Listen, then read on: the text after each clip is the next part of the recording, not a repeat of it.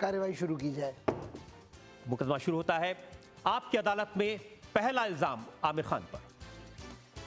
आपकी अदालत में आमिर खान पर इल्जाम है कि ये सबसे बड़े इडियट हैं।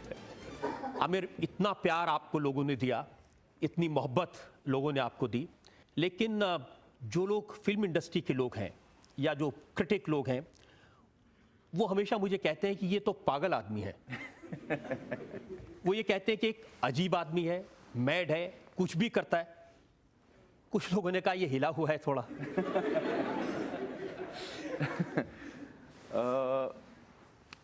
ये इल्ज़ाम तो मुझे मतलब मंजूर करना पड़ेगा। वाकई मैं काफ़ी पागल हूँ। मतलब ये कि एक्चुअली मैं अपने दिल को फॉलो करता हूँ और मेरे जितने डिसीजंस होते हैं वो आम तौर पे बड़े इम्प्रैक्टिकल होते हैं। तो लोगों को लगता है ये क्या पागलपन कर रहा है। अच्छा, मुझे भी लगता है इम्प्रैक्टिकल है। जब मैं डिसीजन ले रहा हूँ मुझे लगता है हाँ यार बात तो सही है, ये करना तो नहीं चाहिए, लेकिन मेरा दिल कह रहा है कि यार ये करना है मुझे। मैं आपको एग्जांपल देता हूँ। जैसे हमने बनाई थी फिल्म रंग दे बसंती।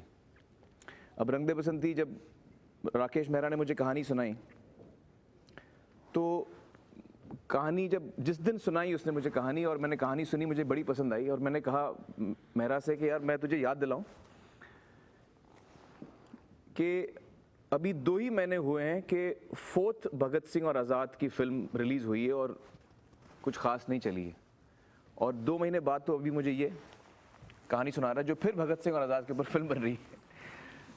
तो ये हम 5वीं रीमेक बनाएंगे भगत सिंह और आज़ाद पर। तो बड़ा इम्प्रैक्टिकल डिसीजन है एक्चुअली, लेकिन मेरा दिल कह रहा है कि मुझे ये फिल्म करनी चाहिए। और उस शाम को मेरी सिस्टर का फ़ोन आया न्यूयॉर्क से, तो उनसे कहा कि मैंने आज एक फ़िल्म साइन की है। तो फैमिली में ये बड़ा मतलब सेलिब्रेशन होता है जब मैं फिल्म साइन करता हूँ। कहते यार अल्टीमेटली उसने फिल्म साइन कर ली, क्योंकि बहुत कम करता हूँ। तो उन्होंने कहा अच्छा कौन सी फिल्म साइन की भैया? तो मैंने कहा वो 5th remake of Bhagat Singh and Azad. तो वो हंसने लगी। उन्होंने कहा कि यार डोंट जोक विथ मी, ऐसे नहीं, मैं वाकई कह रहा हूँ। तो अगर आप एक तरफ से देखें तो ये बड़ा इम्प्रैक्टिकल सा डिसीजन है।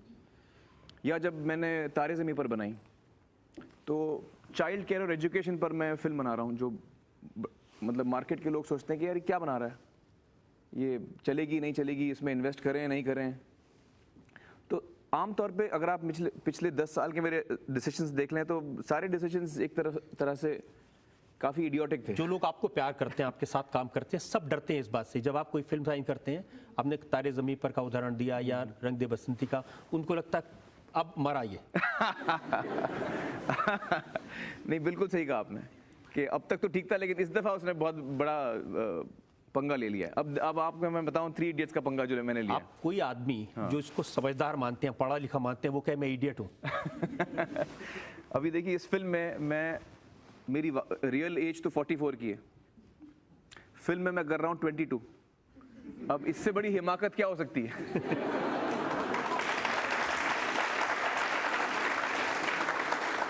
तो ये बड़ा ही स्टूपिड डिसीजन लिया हम लोगों ने। अब देखते हैं क्या होता है, आप लोग बताएंगे। यहाँ जो लोग बैठे हैं वो कह रहे हैं कि आप लगते हैं 22 के। नहीं, मैं एक्चुअली जब मैं शूटिंग कर रहा था ना 3 इडियट्स की, तो उस वक्त मैं बड़ा सीरियस था डाइट वाइट के को लेकर। अब शूटिंग कंप्लीट हो गई, थोड़ा मैं रिलैक्स हो गया हूँ, थोड़ा खा पी रहा हूँ। आपने बहुत खाया पिया गजनी में।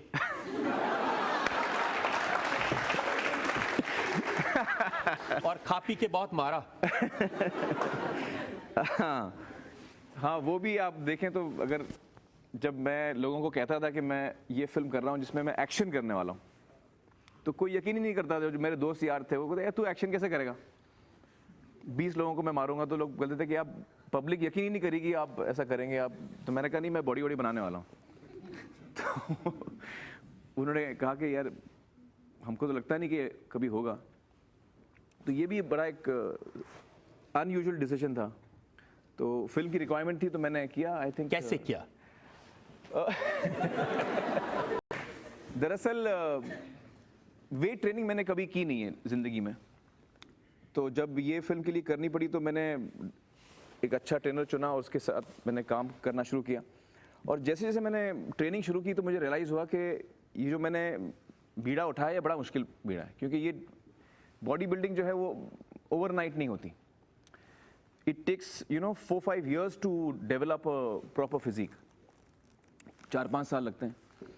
अब शूटिंग के लिए तो इतना वक्त है नहीं, तो मैंने बड़े पागलपन से काम शुरू किया उस पर. मतलब दिन में मैं 3-3.5 घंटा वर्कआउट करता था और बड़ा ही स्ट्रेनियस वर्कआउट होता था. हफ्ते में 6 दिन, एक दिन मैं रेस्ट लेता था. और काफ़ी कुछ सीखने को मिला इससे मुझे कि बॉडी बिल्डिंग में डाइट बड़ा ज़रूरी है. आप जो आप खाते हैं खाना वो बैलेंस्ड डाइट होना चाहिए. आपको रेस्ट बहुत ज़रूरी है. आप 8 घंटा सोएं, बहुत ज़रूरी है फिज़िक के लिए. मुझे भी नहीं पता था कि मैं कितना कामयाब रहूँगा, कितना मैं बना पाऊँगा, लेकिन ठीक ठाक हो गया आई थिंक फाइनली. काफ़ी अच्छा हो गया और लोगों ने उसको बहुत पसंद किया. और अब मुझे लग रहा है कि 15 मिनट होने वाले हैं, कहीं आप भूल ना जाएं.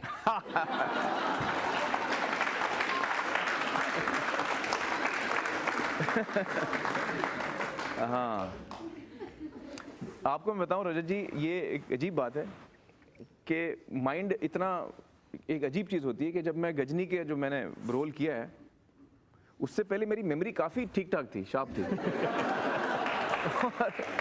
गजनी करने, मैं मजाक नहीं कर रहा हूँ, वाकई गजनी करने के बाद मेरी मेमोरी बहुत वीक हो गई है. मतलब मुझे लोगों के नाम याद नहीं रहते, मैं भूल जाता हूँ. मैं गाड़ी चला रहा हूँ और मैं निकला हूँ कहीं जाने के लिए, मैं भूल जाता हूँ मैं कहाँ जा रहा हूँ. अच्छा, मैं फ़ोन घुमाता हूँ, फिर वो फ़ोन कोई उठाता है तो मैं बोलता हूँ ये किसको फ़ोन किया मैंने यार, फिर नाम देखना पड़ता है. तो ऐसा होने लगा है मेरे साथ. तो ऐसा तो नहीं कि आपने शरीर पर लिख लिए नाम और फ़ोन नंबर? अभी वो नौबत आने वाली है.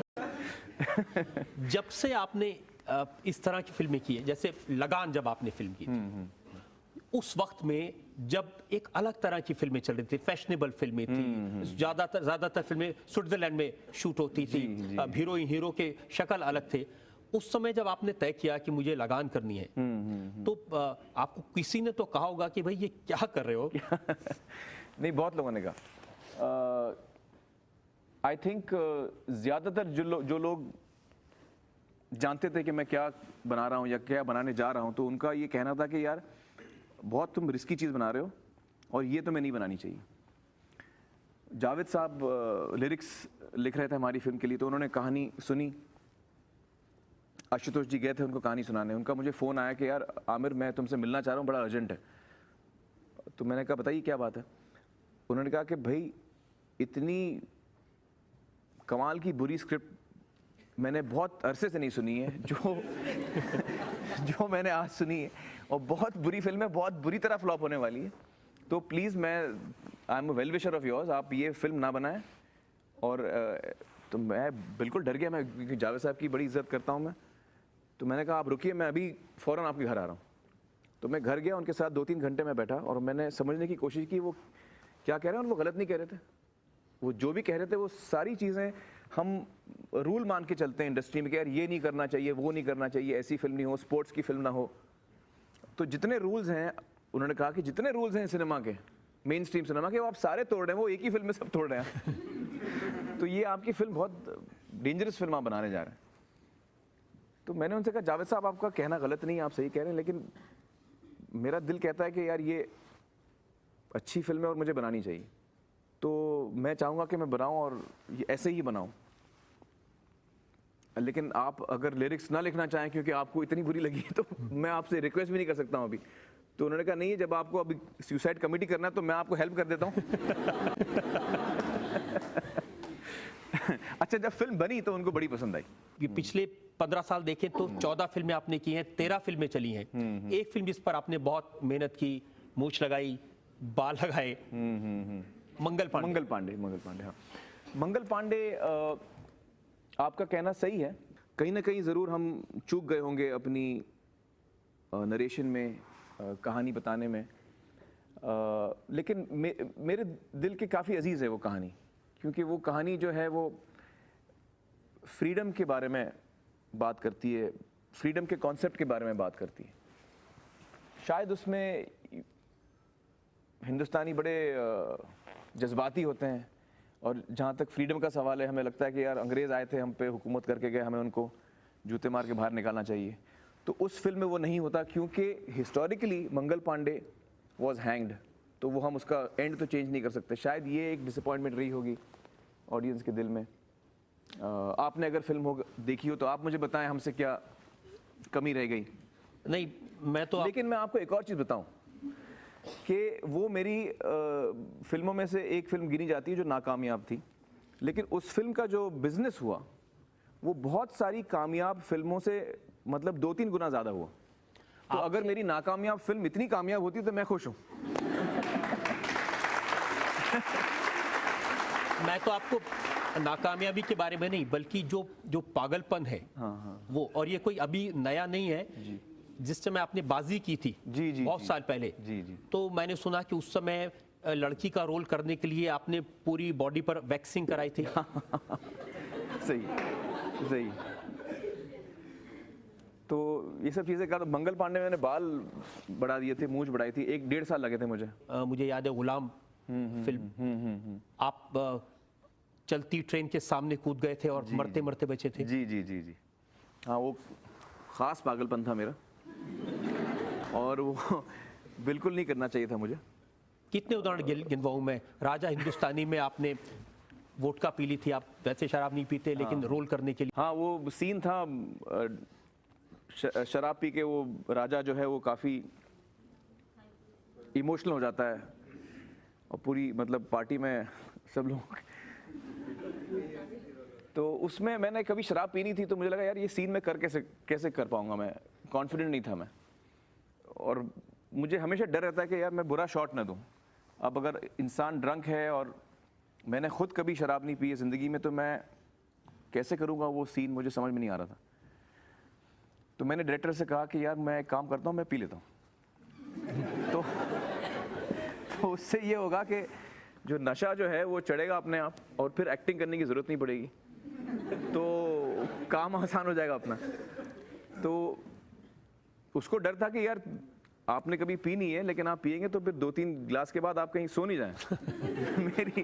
आप फेंट हो जाएंगे, मेरी शूटिंग बंद हो जाएगी। तो मैंने कहा चलो करके देखते हैं क्या होता है। तो आप यकीन नहीं करेंगे, मैंने पूरी बोतल में से थोड़ी सी रह गई थी बस, क्योंकि दिन भर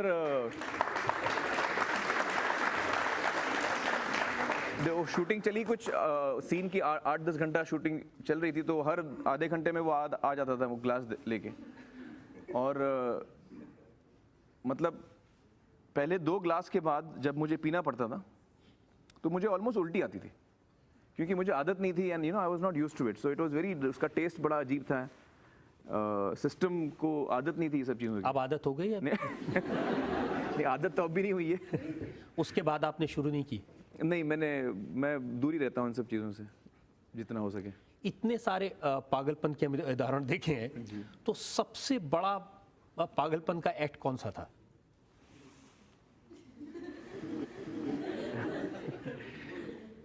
क्या लगता है भैया आप लोगों को?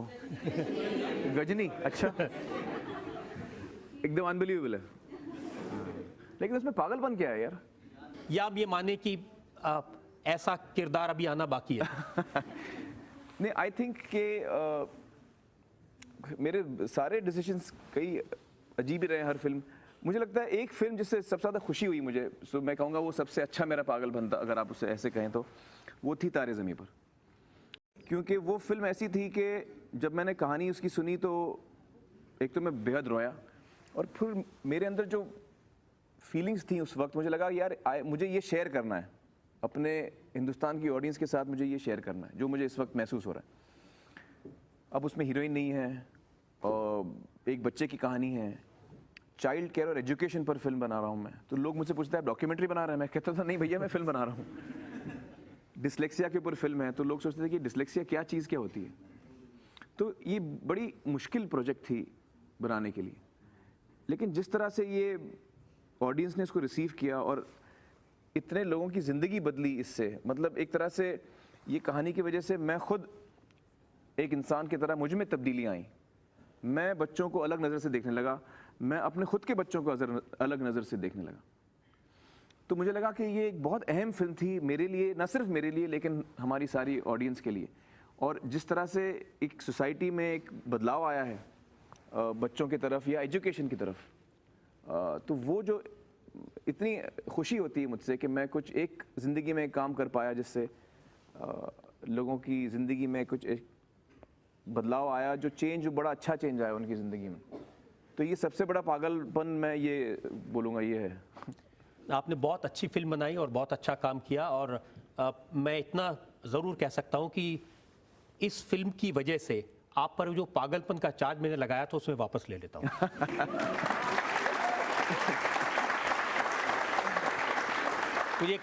मुझे लगता है आपके करियर में आपने ये पहला चार्ज वापस लिया होगा। जी आप 16 साल में कभी ऐसा मौका नहीं आया कि किसी पर लगाया हुआ इल्ज़ाम वापस ले लें। हम एक ब्रेक के रुकेंगे और ब्रेक के बाद ऐसा इल्ज़ाम लगाने की कोशिश करेंगे जिसे शायद वापस ना लेना पड़े। आपने अपने ब्लॉग